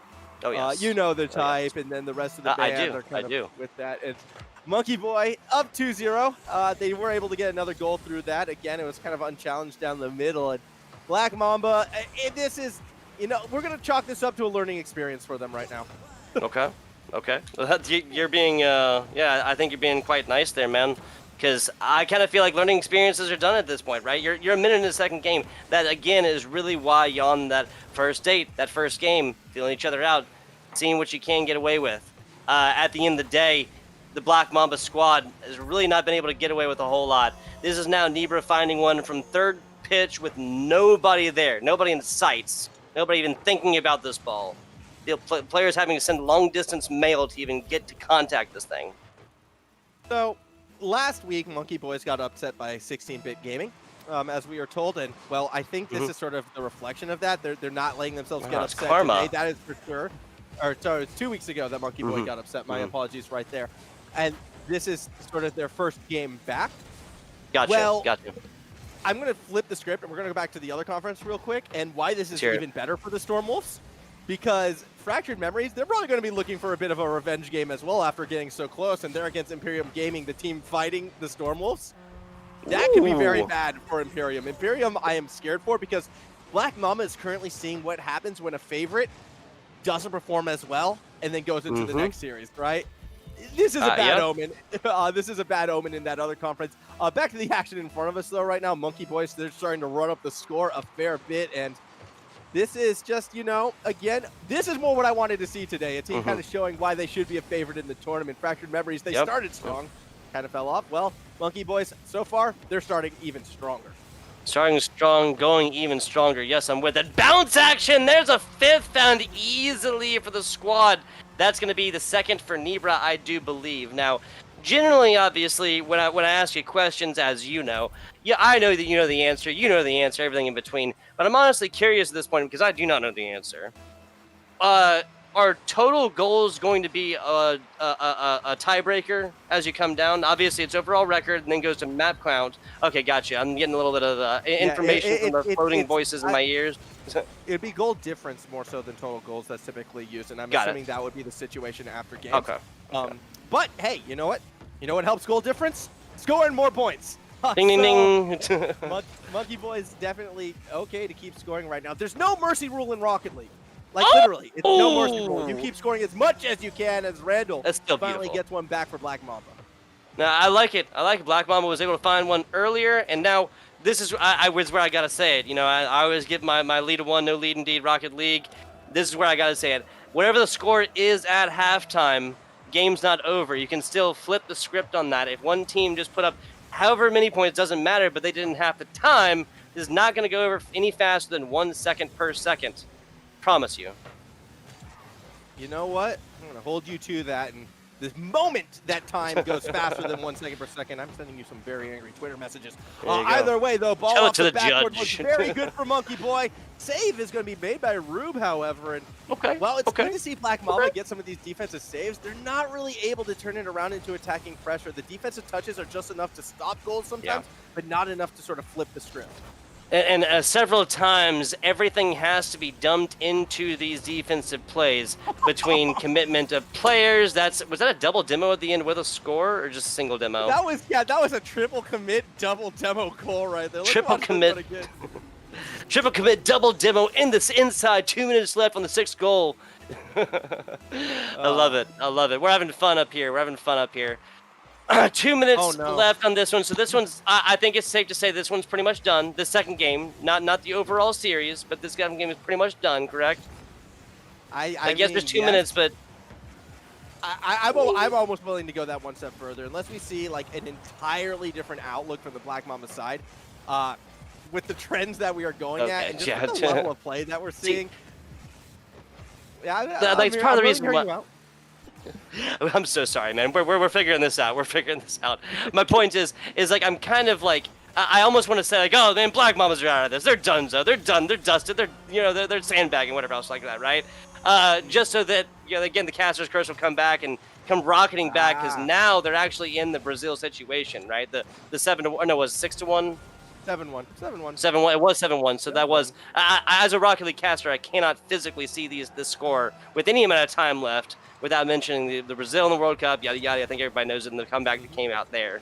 And if it can happen in real life in soccer, it can happen in real life in Rocket League. Yeah, we'll see what can happen. I'm pretty sure the 7-1 scoreline didn't lead to a comeback. I'm pretty sure it led to I thought that was the whole very, point. very upset Brazilian nation at the end of it all. So definitely not looking good for Black Mamba in this. I really need to learn Portuguese. Oh. Like, my dream is to, whenever I see the scoreline, just switch to casting in Portuguese for the rest of the game, or at least until the scoreline honestly, changes. all you have to do is learn the word goal and like huge and stuff like this. Like honestly, I listen to I don't know Portuguese. I know a decent amount of Spanish. I can have a conversation in Spanish, but I'll listen to them and get hyped because these men sound like their lives depend on getting out those syllables and then holding the goal for like a solid 20 seconds. And it's hyped as hell, and I love it. All right, well, let's hear it. Look, we got 20 seconds left in this game. I want to hear it. Can you? Goal! No, I mean, nobody scored. You know, like if it happened right there, I'd literally, screw my neighbors. I'd have to do it, but yeah, as it is, don't want to bastardize it by putting it out when it doesn't necessarily, nobody's got it, is what I'm trying to say. 3 seconds left in this. Again, not saying this is done, but it was kind of going that way even a couple of minutes ago. So with that result, we do have ourselves the 2-0 lead for Monkey Boy, and it's been a lot more dominant than what we saw in our first series. These haven't been 1-goal games; these have actually most recently been 6-goal games, Yeah, which right. typically has me a bit concerned. However, That's fair. That's fair. You have to say it. All right, it is possible to roll that Nat D20. Let's see if Black Mama can come back, but.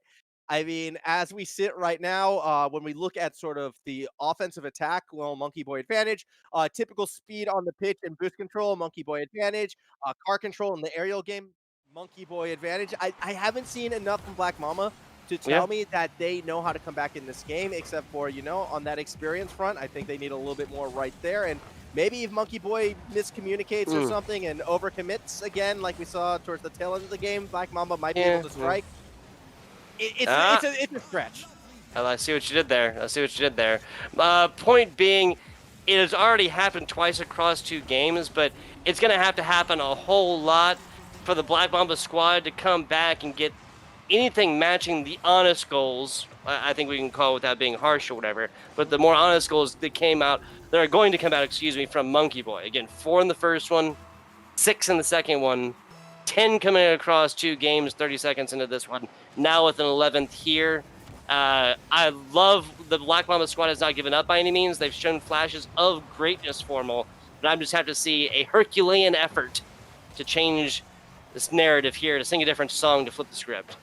Yeah, but unfortunately, even with that breakaway, a little unforced error at the tail end of the setup means no goal just yet. A chance for a double, though. Tries to cross it up and cannot quite drain it. It was a tougher shot than you initially see right there because he had to cross up due to the defender. Fortunately, not able to score on that, and 2 unforced errors from one Hercules, and the score remains 1-0. Yeah, gonna be an epic save there towards the end for Rube. Fantastic stuff right there. Always got the defensive side of this pitch in mind. Back to the middle, Jack and co trying to come out with the rest of this. Jack finding one, gonna be the other player was blocked by the goal hitbox, was not able to see through that concealment factor, and 90 seconds into this first game. This is much less one-sided, but again, Black Mamba just really haven't had a whole lot of time on offense, Formal. Straight up. No, they haven't been able to get much, and it goes back to sort of the weaker defensive touches, 0 boost control, and just a much faster and much more aggressive Monkey Boy team that is always hunting for those goals, nearly able to get another one right there. Jack has a bit of boost to play with. It's going for a reset, actually, but Randall said, no, not today. We're not letting you get away with that one. Yeah, not that one. You can do other stuff, but that one, we can't let you do that one. It's important to have standards, all right? Exactly. I have my dignity. This has been the closest game we've seen just yet, actually. Only a Yeah, one-goal difference between as we these approach two. halfway through. If Black Mama's going to win a game, Oh. this is their best chance right now. Yeah, literally a score difference of 1 as we reach halftime. Once again, so what I always say, whatever the score difference is, I'll bounce up and down, top and bottom, windows to the wall right here. Halftime now, Hercules trying to bring this one back on out. Members of the Blue Squad, that's the Monkey Boys squad, just really scrambling right now. I do not think they anticipated that. Nibra barely getting to that, getting a hand under it, a fingertip on the end of it, make sure that did not go in. You saw the triple commit as well come from Monkey Boy on the tail end of that all, and this definitely looks like a team that, when pressured, can panic a little bit at times. Still 2 minutes remaining in this game, only a 1-goal difference. You just need one breakaway play from Black Mamba. Jack, however, is going to turn them back on their own defensive side of the field. That's very, very true. This is a game that the Monkey Boy will take by 1-0, but they're not going to take it comfortably. There's not going to be anywhere near how these games performed previous to the first 2 games right there. And especially with this going from 4-1 to 6-1, the tail of the take, you know, the writing on the wall, right? There it is, Rube taking it now, a tied up situation, a situation that Black Mamba has not enjoyed outside of the natural 0-0s that start these games off. So, Black Mamba for the past minute have been, like, you know, essentially pulling the goalkeeper. They've been going for that power play. They've been starting to look at that 3-man attack, which saw them get a couple late second goals in the past. Well, it pulls off again for them this time. What I'm finding interesting is Monkey Boy, in reaction to this, they are actually getting more aggressive in return, and they are starting to cheat an attacker forward the moment they see Black Mamba put 3 members forward themselves. And that's kind of forcing an unequal numbers advantage. It's a very confident play for Monkey Boys, but in that instance, it did not work out for them. They were sort of down that extra player that they needed, and Black Mamba was able to get that goal. Yeah, the numbers advantage and what you do when you have that, whether that's simply a player just being way out in left field, just trying to get boost or something else like that, or actually demolished at the time, what that means is really going to spell out how like skillful your team is, because that's just such a factor of comms and team cohesion. An attempted pinch across the bottom. Jack tried to put a flashy finish on top of this one. There it is!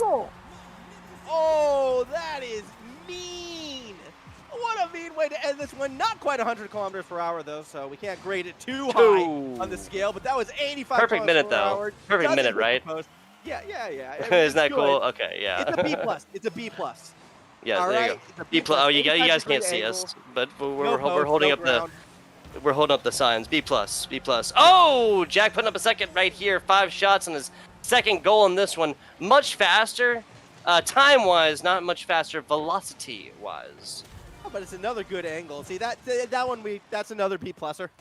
You got to get triple digits. I give it a B. If the one earlier was a B+, I would give that one a B. Yeah, all right, fair. I mean, Last one was faster, is flashy, perfect 1 minute. I have a lot of respect for the reliability. You know what I'm saying? The efficiency, perfect minute. Love to see it. 20 seconds. Still possible for Black Mambas. They're gonna have to strike soon. They're gonna have to strike fast, and they're gonna have to strike twice. Yeah, and on the defensive side, with that ball going in, I think we've just seen the end of this game. Nibra's going to put the end of the in. world as we know it. Nice little Black Mambas. Yeah, Black Mambas looking to turn extinct here soon, unfortunately. And yeah, and I mean, that's an apt way to put it, because their playoff hopes are pretty much getting crushed right now. I think they're going to need to win with some help next week, going into what would be our final week of the round robin stage. 3 seconds to go. 2, 1, and done. Monkey Boys. Wow, what's up?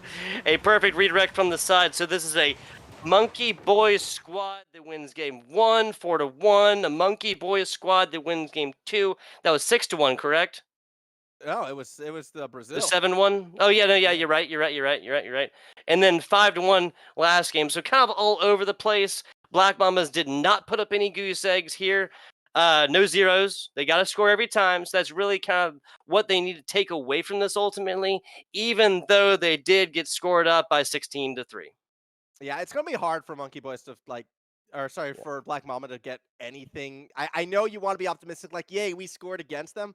But when it's put themselves at such a disadvantage moving forward, this is when a team really is going to have to dig deep coming into next week. Yes. Again, I'm pretty sure they're going to need to win. They're going to need a little bit of help as well if they want to get themselves into that playoff. And while it's still within that realm of possibility, it's going to be a tough ask. For Monkey Boy on the other end, a bit of a surprise to see them dominate that hard, to be quite honest. I was expecting them to win, not quite that dramatically. And I feel like that challenge is set right now. Fractured Memories, who's kind of been my team to beat, struggle a bit today. The Monkey Boys, the team that I've been on the fence about, well, they look like that new #1 team. And those could be our two teams in the final. All right. So that's why it's important to follow these two squads. I'm very curious to see what happened if those teams each meet, because today it would have gone Monkey Boy's way. Yeah, especially with the way they were playing, and it's always situational, right? You can be a fantastic team, but you have to be a fantastic team that continues to perform that way every single day. Everybody has bad days. You have 3 players with bad days. Your team is going to suffer. Do you believe, though, unless there's something else for the good folks here, Formal?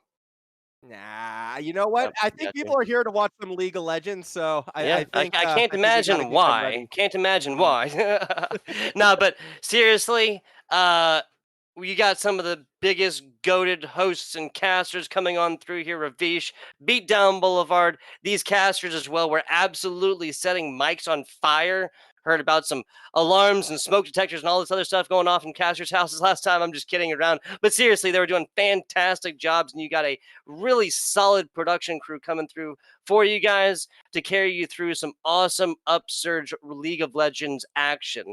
Rocket League done and dusted for right now. Our stats here, just to rerun through these again. Fractured Memories taking a very close map against the New England Storm Wolves. That was a 3-2 situation, a barn burner that went down to game number 5. Different situations entirely, different narrative here. Tale of Two Cities, as Monkey Boy just absolutely turns the thumb screws to the Black Mamba squad. 4-1, 7-1, 5-1. Again, 16 up against 3 total scores right there. I'm FBI Tugboat. This has been a fantastic time cast with my man Formal Casts over here for the first, again, our first personal time, not just the Upsurge, but period. I've thoroughly enjoyed it.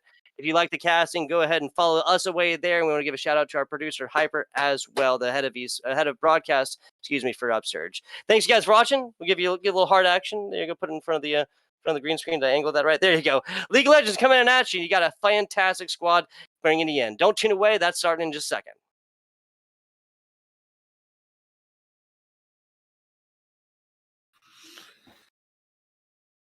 Thank you very much, Formal and FBI, for the fantastic Rocket League cast. As always, here, bro, amigos. I am your host for the Ramsey show, and here yet again by Mr. Beat Down Boulevard, the toughest street in town, and of course, my main man Prussia back at it as well. How y'all doing, man? How you doing, man? You good? Yo, Ravi, Ravi, we don't have time to worry about how I'm doing. Look at the time. We only have 4 minutes left to do this test. We got to speed things up. You are correct. Cool. So we'll start off right away with Prussian. Hey, hi. So we got Wildcard versus Donnie Sports. Hype matchup. Second force versus 4th seed, and it's going to be a complete banger series. Really excited for this one. Yeah, super exciting. Wildcard. We've seen a lot of good things for them. They're first in their group. This match doesn't really matter in terms of seeding. They're going to make it to the playoffs regardless. The big thing here, though, is that we talked to Asher, their coach. He's super excited for this match, mostly because they keep trying to improve their roster, keep trying to get better. Even if they lose it, they will find satisfaction as long as there's something they can learn from it. They actually, even though they love to fight really scrappy, they are going to try and slow things down, play more methodical today on the day, and let's see if that's actually going to work. Well, that obviously find out, but so far I gotta say, right now, Wildcard looking real good. Great, good team. On the end, Donnie Sports, big, good team as well. Dawn, Sun, Moonlight, wrong. Big, bright, good, yes. That's what I want to see. Now, Beatdown, quick point to you. Wildcard, good team, yes. Right now, top bracket. You know, lots of seeds, lots of games won. Tonight, think they win? Yeah, I think that's a pretty accurate statement. Might go to 3 games, but it's still going to be really banger of a matchup. Keep an eye out on the mid-jungle duo, especially Ghostly Cat. He's the one they love to play through. He is the shining star on the team of Wildcard Developmental. And their mid laner, remember, a.k.a. Nebula, my boy, plays the Ahri. Love to see it. Maybe it'll be today. Maybe it won't. But come on, guys. Come on. Let me see it. Yeah. All right. Prussian as well. Dawn, mid, jungle, good. Riven, good. Yes? Mid, jungle, good. Riven, Zed, a pathing play Kindred, a pathing play melee carries, a pathing play J4, very good. Meslo, very good, very strong. Melee champions, solo kill freeze, one of the best mid laners, UPL, very strong. That is exactly what I want to hear out of both of you guys. This sense is kind of rich. It's kind of just like firing me up inside. I don't know. I feel like I'm kind of shaking just in general, y'all, with things are going. But considering that we're able to cover most of the points as of right now, so I want to ask y'all one quick thing before we get into it. So final wrap up points here. Beats on a company next to this wildcard developmental have been an absolute tear right now going into this game. They're simply playing to prove themselves. They're simply here to make a statement.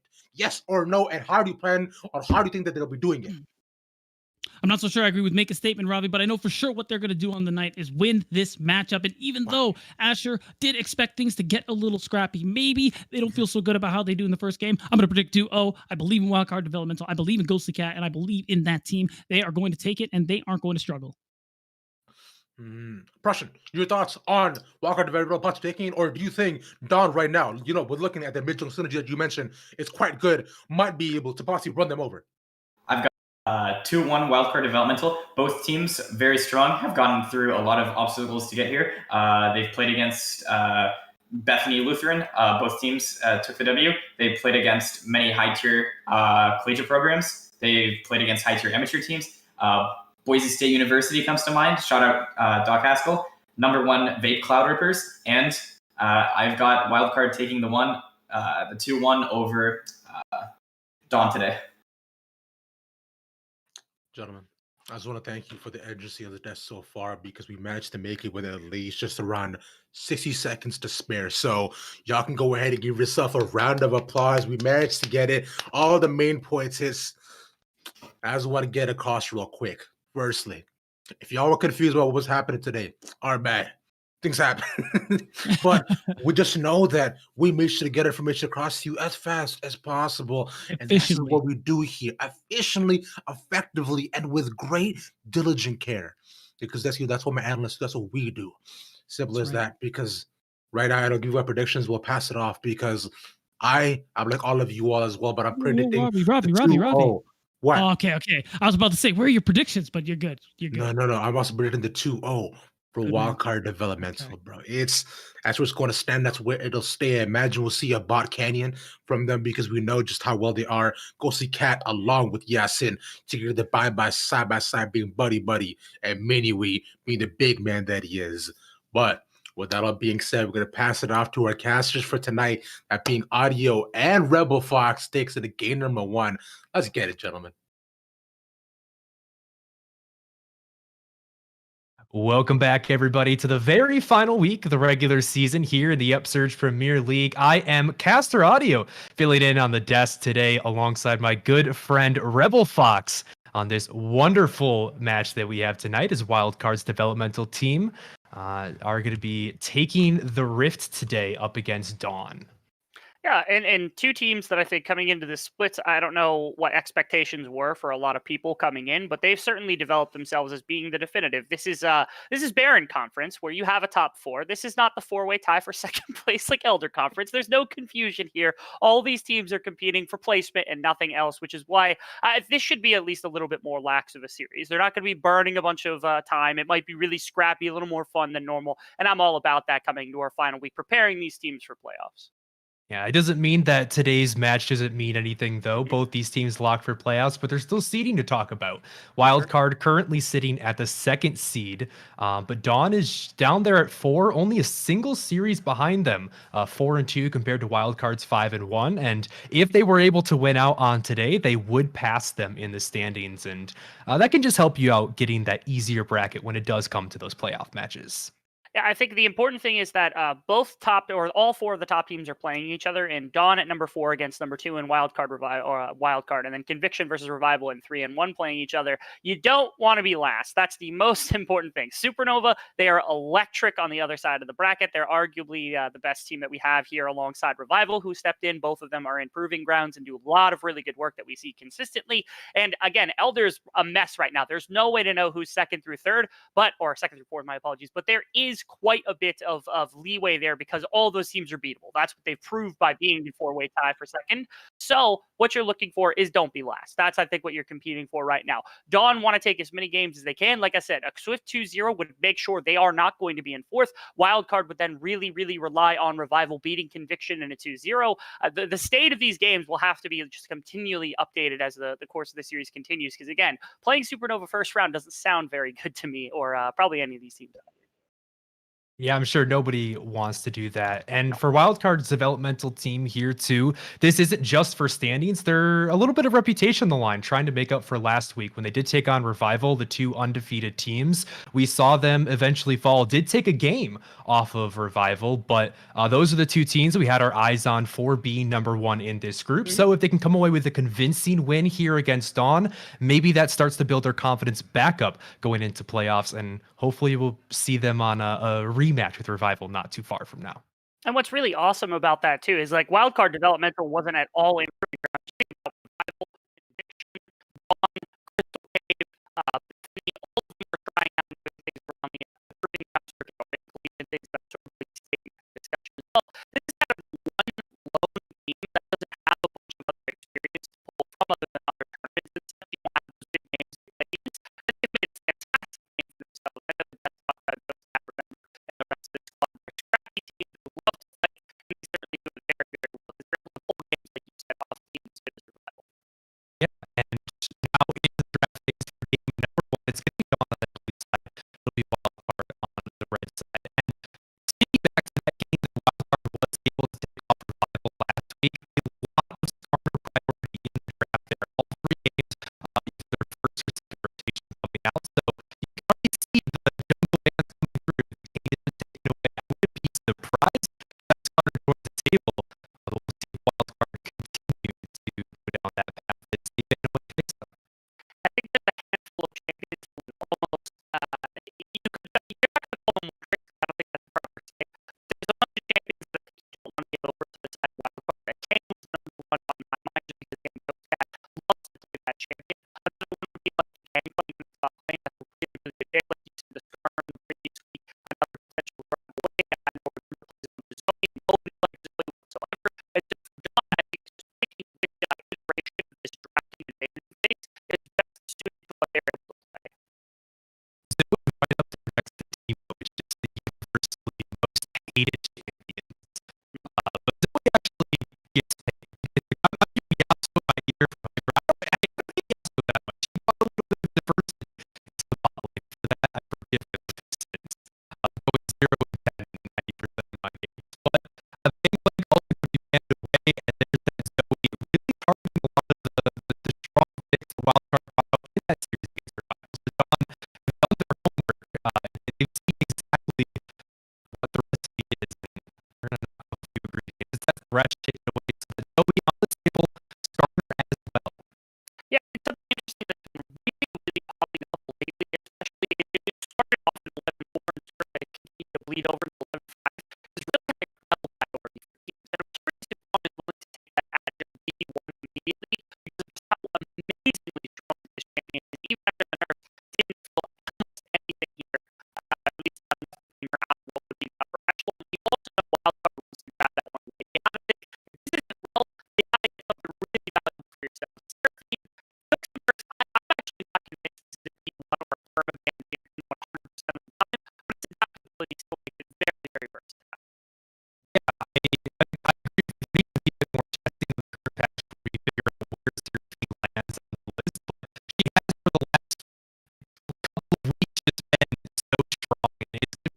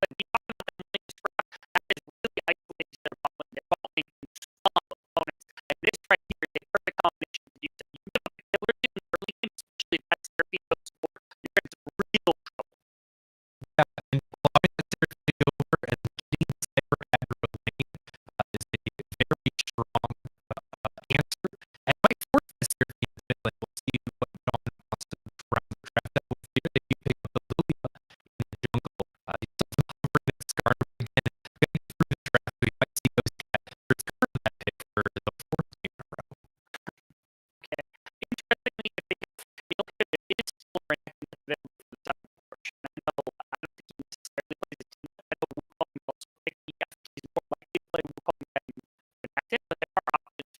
That would be an issue. Oh, okay. You see that real early.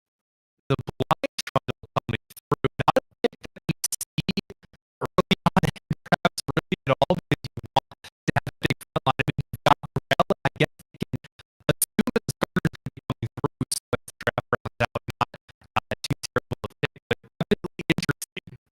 Yeah, and it's even more interesting when you consider the fact that we know who the jungler should be. And really, I always see some good against the LCK doesn't count. You're not allowed to say that the mid lane Lil is something that you can bank on being a legitimate pick with game specific, player specific, no show you just a different beats altogether.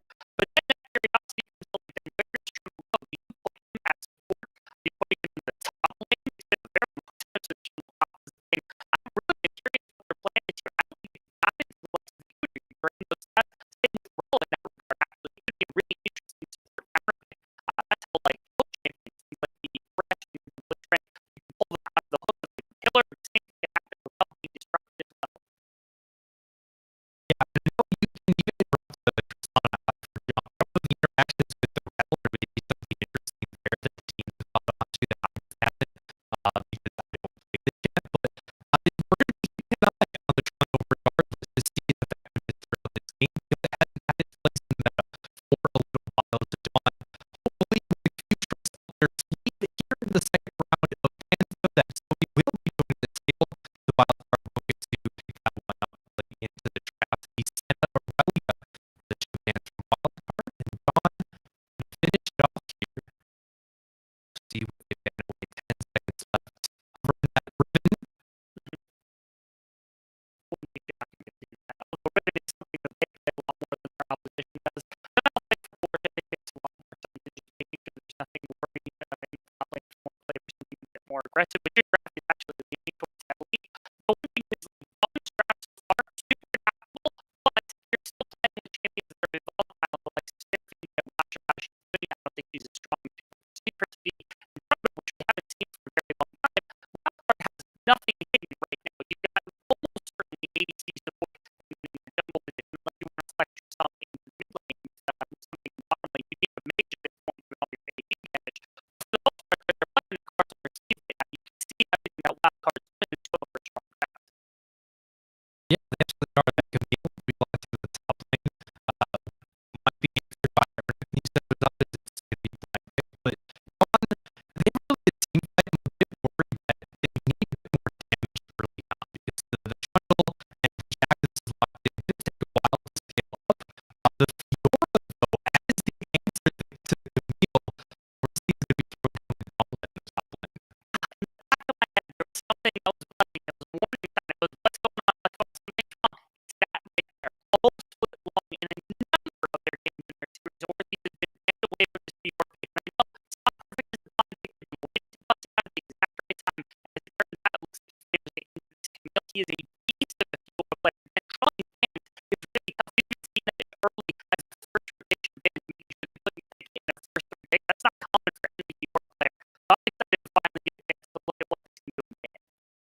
Yeah, that's been volatile matchups with Fiora and Camille. That's not one where you can just say, okay, let me fall down 30, 40 CS and I'll just go back up and play game. Fiora one of those champions that actually can match Camille in 1v1 as the game extends later and later on. And Vigar picked up a little bit of even scaling the